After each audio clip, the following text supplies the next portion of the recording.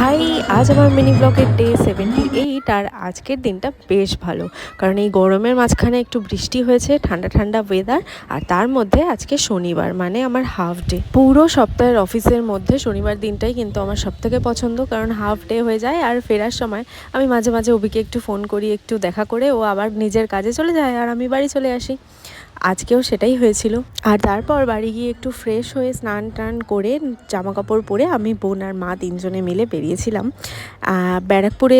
যারা জাহরপুরে থাকো তারা তো জানেই 15 হাত কালীতলার পুজো ঠিক কত বড় পুজো।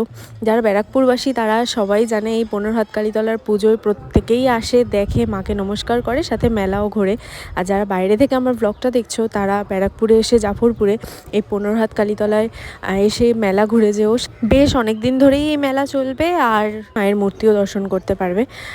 আর আমরাও সেটাই গেছিলাম। আমি বিয়ের আগে অনেকবার এসেছি এইখানে, মার সাথে, বোনের সাথে, বিয়ের পরে মাম্মামের সাথেও এসেছি, কিন্তু কখনো পুজো দেওয়া হয়নি।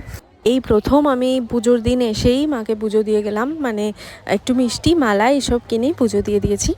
আর তারপর ওখানে না খুব লুট হচ্ছিল, বাতাসার লুট, যেটা দেখতে ভীষণ ভালো লাগছিল।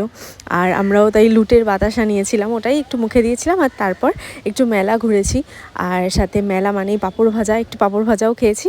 আর তারপর বাড়ি চলে এসেছি। আর শনিবার দিনটা আমার কিন্তু বেশ ভালোই গেল। So tata.